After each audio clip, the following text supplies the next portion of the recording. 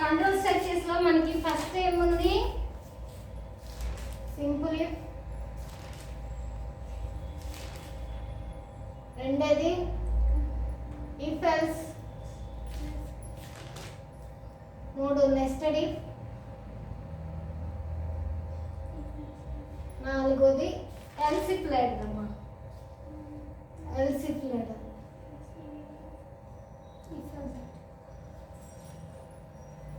If else రాసుకుని ఉంటారు, else if letter అది. ఓకేనా? మనకి సింపుల్ ఇఫ్ ఏంటి, జస్ట్ ఇఫ్ కండిషన్ రాసుకుంటాం, దాంట్లో ఓన్లీ ట్రూ బ్లాక్ స్టేట్మెంట్సే ఉంటాయి. ఇఫ్ ఎల్స్ లోకి వచ్చేసరికి ట్రూ బ్లాక్ స్టేట్మెంట్స్ ఉంటాయి, ఫాల్స్ బ్లాక్ స్టేట్మెంట్స్ ఉంటాయి, రెండు రాస్తాము. నెక్స్ట్ ఇఫ్కి వచ్చేసరికి కండిషన్ అనేది 2 టైమ్స్ మెన్షన్ చేసుకుంటాం. కండిషన్ ఫస్ట్ వస్తుంది, దాంట్లో ట్రూ అయితే మళ్ళీ కండిషన్ వస్తుంది, అది ట్రూ అయినా ఫాల్స్ అయినా స్టేట్మెంట్స్ రాసుకొని ఫాల్స్ బ్లాక్ స్టేట్మెంట్స్ కండిషన్ని మళ్ళీ చెక్ చేయడానికి. ఇప్పుడు ఎల్స్ ఇఫ్ లెటర్లో కండిషన్స్ని చెక్ చేయడానికి మాత్రమే మనం ఎల్స్ ఇఫ్ లెటర్ రాస్తాం. It is used to check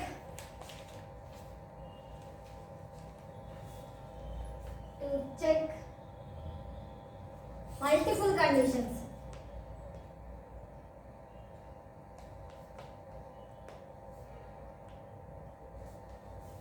multiple conditions అంటే చాలా కండిషన్స్ ఉంటాయి. ఎన్ నెంబర్ ఆఫ్ కండిషన్స్ అనేవి రాసుకున్నాం అనుకో, మల్టిపుల్ కండిషన్స్ అవుతాయి.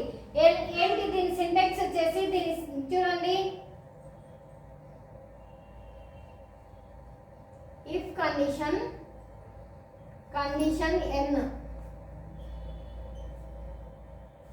ఎన్ తీసుకున్నాను, స్మాల్ ఎన్ తీసుకున్నాను. దీనికి స్టేట్మెంట్ రాస్తాం కదా, స్టేట్మెంట్ 1 రాసాను.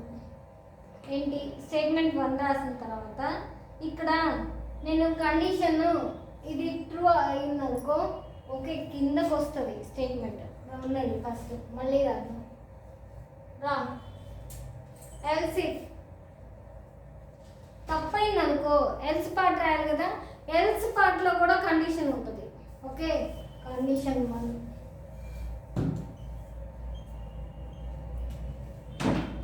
దీనికి ట్రూ అయితే ట్రూ బ్లాక్ స్టేట్మెంట్స్ ఉండాలి కదా.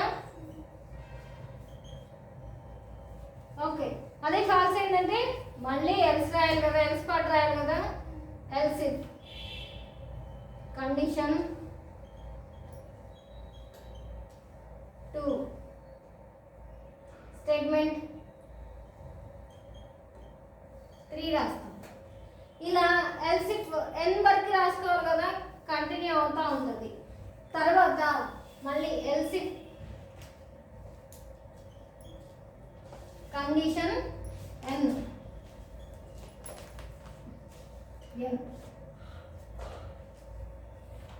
దీనికి స్టేట్మెంట్స్ రాయాలి కదా, స్టేట్మెంట్స్ ఎన్ రాసిన తర్వాత ఒకవేళ ఇది కూడా ఫాల్స్ అయింది అనుకోండి, ఇప్పుడు ఎల్స్ పార్ట్ రాసుకోవాలి కదా. ఎల్స్ కండిషన్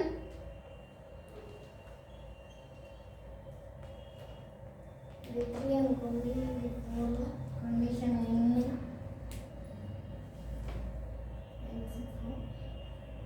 స్టేట్మెంట్ 7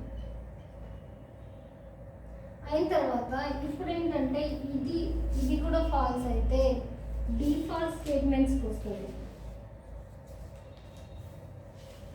ఎల్స్ పార్ట్లో ఎల్స్ పార్ట్ ఎక్కడ వచ్చింది, దీనికి ఎల్స్ పార్ట్ ఇది.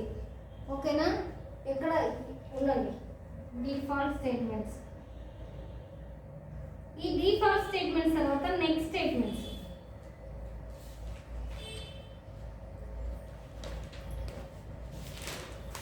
ఓకే, చూడండి, ఇప్పుడు ఈ కండిషన్ ఉంది, ఈ కండిషన్ ట్రూ అయింది అనుకోండి, డైరెక్ట్ ఇక్కడికి వచ్చేస్తుంది, నెక్స్ట్ స్టేట్మెంట్స్కి వచ్చేస్తుంది. ఇది ట్రూ అయినప్పుడు డైరెక్ట్ ఇక్కడికి వచ్చేస్తుంది. లేదు, ఇది కండిషన్ ఫాల్స్ అయిందంటే ఇక్కడికి వస్తుంది. ఎందుకు? ఇక్కడికి వస్తుంది అనమాట. ఇది ఫాల్స్ అయితే ఇక్కడ వస్తుంది, ఇది ట్రూ అయితే డైరెక్ట్ ఇక్కడికి వచ్చేస్తుంది. ఏంటి, నువ్వు ఎన్ని కండిషన్స్ రాస్తావో అన్ని కండిషన్స్ని వరుసగా చెక్ చేసుకుంటూ వస్తుంది. సరే ఈ కండిషన్ కూడా ఫాల్స్ అయింది అనుకోండి, ఇక్కడికి వస్తుంది. ఓకే, ఈ కండిషన్ కూడా ఫాల్స్ అయితే నెక్స్ట్ కండిషన్ ఏముందో అక్కడికి వస్తుంది. ఆ కండిషన్ కూడా ఫాల్స్ అయితే అలా ఎన్ని కండిషన్స్ ఉంటే అన్ని కండిషన్స్ చెక్ చేసుకుంటుంది. చెక్ చేసిన తర్వాత ఒకవేళ ఈ కండిషన్ ట్రూ అయితే మళ్ళీ నెక్స్ట్ స్టేట్మెంట్స్కి వచ్చేస్తుంది.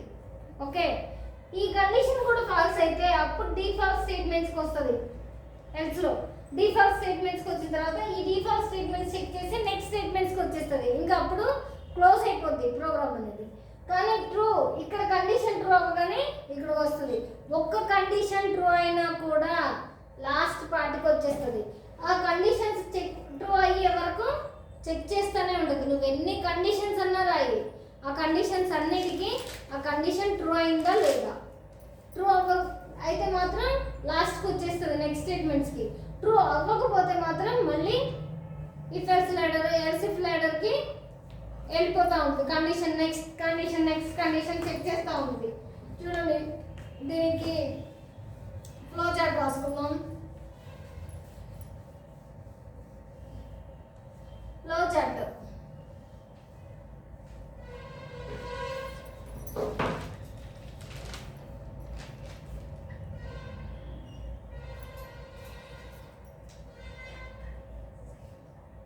కండిషన్ 1,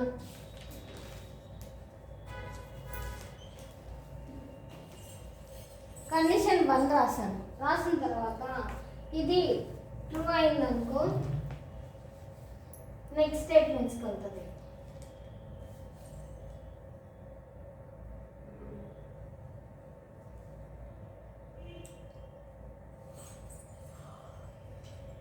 ఏంటి అది ట్రూ బ్లాక్ స్టేట్మెంట్ని మనకి ప్రింట్ చేయాలి కదా, ట్రూ బ్లాక్ స్టేట్మెంట్ని ఇస్తుంది.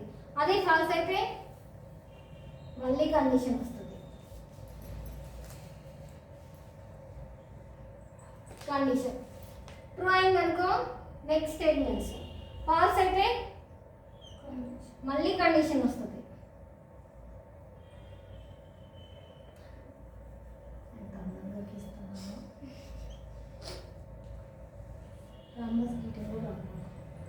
ఇది ట్రూ అయిందనుకో నెక్స్ట్ స్టేట్మెంట్స్, మళ్ళీ ఫాల్స్ అయితే కండిషన్ వస్తుంది. ఇలా మనము ఎన్ని కండిషన్స్నైనా ఎన్ని కండిషన్స్ని మనము కాల్ చేసుకోవచ్చు.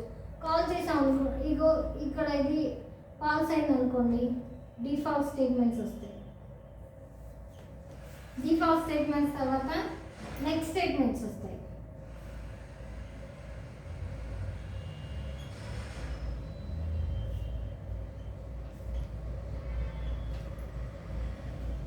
అదే ఈ కండిషన్ ట్రూ అయింది, ఇక్కడ ట్రూ అవ్వగానే ఇక్కడ వచ్చింది కదా, ఇక్కడ నుంచి వరుసగా నెక్స్ట్ స్టేట్మెంట్కి వచ్చేస్తుంది. Okay, condition 2,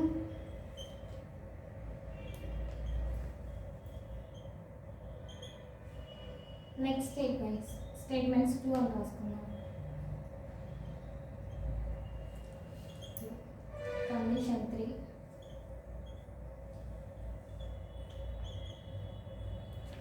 statements 3, condition n,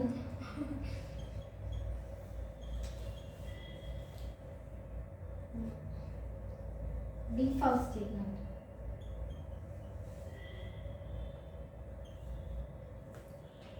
ఇక్కడ నెక్స్ట్ స్టేట్మెంట్స్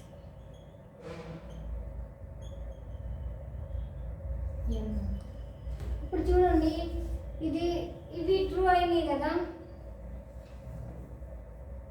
ఇది ట్రూ అయింది, ఇవి ఫాల్స్ అయినాయి. ఓకే, ఫాల్స్ అయినాయి. మనకి నెక్స్ట్ కండిషన్ వస్తుంది కదా, ఇక్కడ కండిషన్ ఫాల్స్ అయిన తర్వాత మనకి ఇంకా ఎన్ని కండిషన్స్ అన్నీ అయిపోయినాయి, అప్పుడు డిఫాల్ట్ స్టేట్మెంట్స్కి వస్తాయి అన్నమాట. లేకపోతే మనకి ట్రూ అయితే వెంటనే అక్కడ నుంచి ఇదిగో ఇప్పుడు ఇది ఫాల్స్ అయింది, నెక్స్ట్ కండిషన్కి వచ్చింది, దీని కండిషన్ని చెక్ చేసింది, ఈ కండిషన్ని చెక్ చేసిన తర్వాత ట్రూ వచ్చింది. ట్రూ రాగానే ఇక్కడ నుంచి నెక్స్ట్ స్టేట్మెంట్స్కి వచ్చేస్తుంది. లేదు ఇది కూడా ఫాల్స్ అయింది, మళ్ళీ కండిషన్ రాసాము, మళ్ళీ కండిషన్ రాసినప్పుడు ఇది ట్రూ అయింది, ఇది ట్రూ అయినప్పుడు నెక్స్ట్ స్టేట్మెంట్స్కి వస్తుంది. అలా ప్రతి కండిషన్ని ఎవ్రీ కండిషన్ని చెక్ చేసుకుంటూ వస్తుంది. నువ్వు ఎన్ని కండిషన్లు ఇస్తే అన్ని కండిషన్ ఇది చెక్ చేస్తుంది. ఓకేనా? ఎల్సీ ప్లేడర్ అన్ని కండిషన్స్ని చెక్ చేసుకుంటూ వస్తుంది.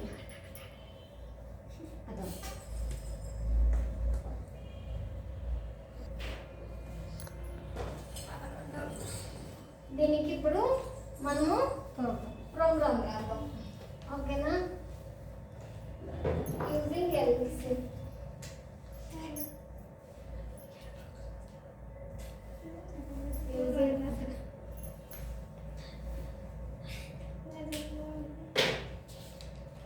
దీనికి యూజింగ్ ఎల్సీ అనేసి ప్రోగ్రామ్ రాసేటప్పుడు చూడండి, as include stdio.h int main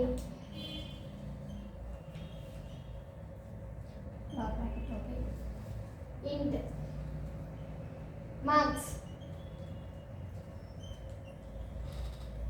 marks ఇస్తున్నాను.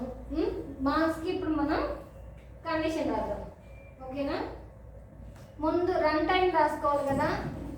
ప్రింట్ మార్క్స్ అనేది మనం ఎంట్రీ చేయాలి కదా. స్లాషన్ ఎంటర్ మార్క్స్ ఇది రాసిన తర్వాత లాస్ట్ టైము సింపుల్ ఇఫ్లోను ఎల్సిఫ్లోను రాసేటప్పుడు ఇఫెల్స్లోను రాసేటప్పుడు రన్ టైంలో నేను కోలన్ అనేది ఇది ఇన్వర్టెడ్ కామర్స్ తర్వాత పెట్టాను, అది తప్పు. ముందు పెట్టుకోవాలి. ఎంటర్ మార్క్స్ అనేసి కోలన్ పెట్టండి, కోలన్ తర్వాత ఇన్వర్టెడ్ కామర్స్ క్లోజ్ చేయండి. Okay? Next scanf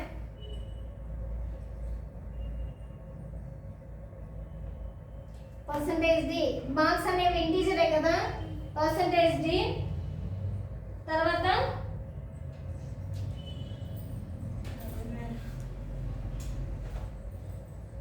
M% marks అనేవి దీంట్లో మనము ఎంటర్ చేసుకోవాలి కదా. మార్క్స్కి అడ్రస్ ఇవ్వాలి కదా, ఇచ్చాను. అడ్రస్ ఇచ్చిన తర్వాత ఇప్పుడు ఏం చేయాలి, మనము కండిషన్ రాసుకోవాలి కదా. ఇఫ్ కండిషన్ రాస్తున్నాను, if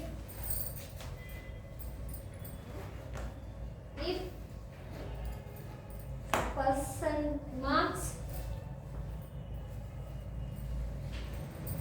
greater than or equal to 75.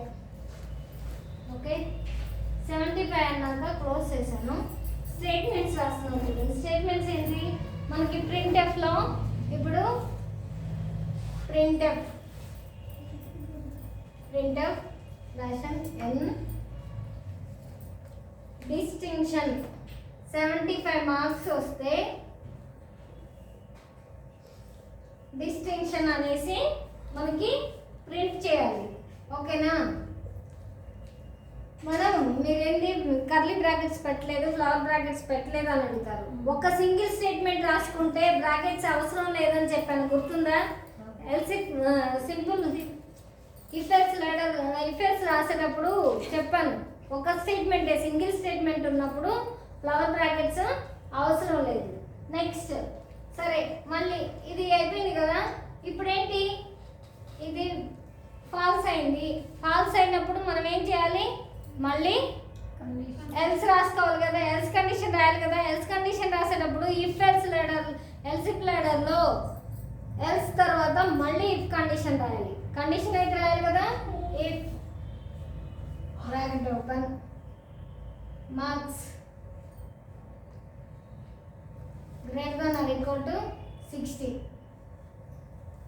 60 అనగానే స్టేట్మెంట్ ఏంటి, ప్రింట్ఎఫ్. అది ట్రూ అయితే మనకి స్టేట్మెంట్ ఇవ్వాలి కదా, true block statement. First class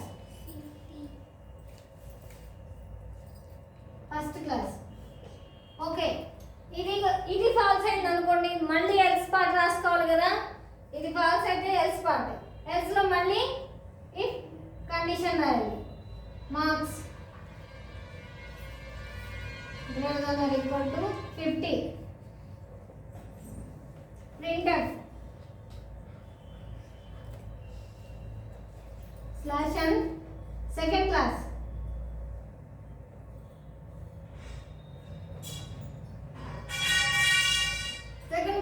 ఇది కూడా ఫాల్స్ అయింది అనుకోండి. Else if marks greater than or equal to 40 వేసుకున్నాం అనుకోండి. 40 వేసిన తర్వాత ప్రింట్ ఎఫ్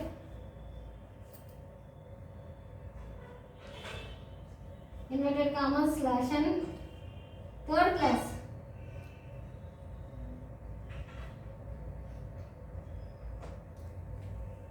ఓకే. అది కూడా ఫాల్స్ అయింది అనుకోండి.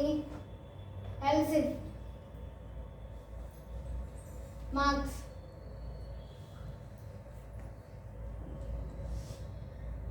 Greater than or equal to 35 printed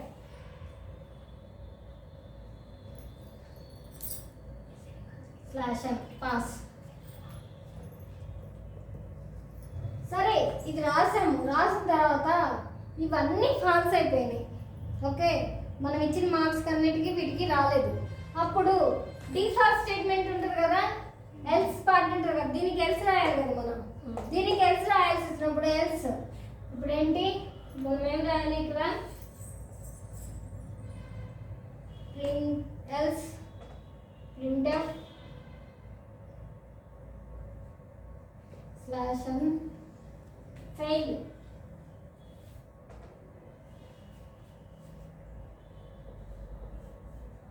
రాసామా statements రాసినాక కర్లీ బ్రేసెస్ అనేది క్లోజ్ చేసుకోవాలి. ఇక్కడ మనం ఏమి బ్రేసెస్ ఎక్కడ పెట్టలేదు కదా, ఫ్లవర్ బ్రాకెట్స్ ఎక్కడ పెడితే ఓ 10 చేసుకోవాల్సి వచ్చేది. మనం పెట్టింది ఒకటే పెట్టాము, ఓ సింగిల్ స్టేట్మెంట్స్ కాబట్టి మనం ఇంకా మళ్ళీ బ్రేసెస్ యూజ్ చేయలేదు. ఇప్పుడు ఇచ్చిన మార్క్స్ వచ్చేసి 75% అన్నారు. అన్నప్పుడు 80 ఇచ్చాను. 80 ఇస్తే డిస్టింక్షన్ ఇది కరెక్టే కదా. ఇక్కడ 80 ఇచ్చాను. 80 ఇస్తే ఇది ట్రూ అయింది కదా, దానికన్నా ఎక్కువ ఉంది కదా అంటే డిస్టింక్షన్ అనేసి ప్రింట్ చేస్తుంది. ఇక్కడికి అయిపోద్ది. ఈ ప్రోగ్రామ్ వచ్చేసి ఇక్కడితో ఎండ్ అయిపోద్ది. కానీ ఇది ఒకవేళ 50 ఇచ్చాను అనుకోండి, ఇది ఫాల్సే కదా. ఫాల్స్ అవ్వగానే మళ్ళీ నెక్స్ట్ కండిషన్ చూసిద్దాం. అంటే అప్పుడు ఏం చేస్తుంది, నెక్స్ట్ కండిషన్లో మళ్ళీ దీన్ని చెక్ చేసిద్ది. ఇది ఫాల్స్ అయింది. ఇది ఫాల్స్ అవ్వగానే అప్పుడు తర్వాత కండిషన్ చెక్ చేసిద్ది కదా. ఈ కండిషన్ ట్రూ అయితే 50 ఉంది greater than or equal to అంటే ఇది కండిషన్ ట్రూ అయింది. ఈ కండిషన్ ట్రూ అవ్వగానే మళ్ళీ ఎక్కడికి ఎండ్ అయిపోయింది. లేదు ఇది కూడా పోయింది. 20 మార్క్స్ ఇచ్చాను. 20 మార్క్స్ ఇవ్వగానే ఇది ఫెయిల్ అయిపోయింది, ఇది ఫెయిల్ అయిపోయింది, ఇది ఫెయిల్ అయిపోయింది. అప్పుడు డిఫాల్ట్ స్టేట్మెంట్ ఏంటి, ఫెయిల్ అని రావాలి కదా. ఈ ఫెయిల్ అనేది ప్రింట్ చేయాలి. పాస్ అవుతూనే ఉంటారు. పాస్ అవుతారు. ఎక్కడ 35 దాకా పాస్ అవుతారు. 35 తర్వాత ఫెయిల్ అయిపోతారు. ఇంకా మనం దానికి కండిషన్ రాయక్కర్లేదు. కండిషన్ రాయకుండానే దాని డిఫాల్ట్ స్టేట్మెంట్ ఏంటి, ఫెయిల్ అనేసి ఇచ్చేసాము. బిలో 35 వచ్చినాయి అంటే 34 వచ్చినా కూడా fail. Okay, default statement true వచ్చిందంటే ఇప్పుడు ఇది ప్రింట్ అయింది కదా, ఫెయిల్ అనేసి ప్రింట్ అయింది.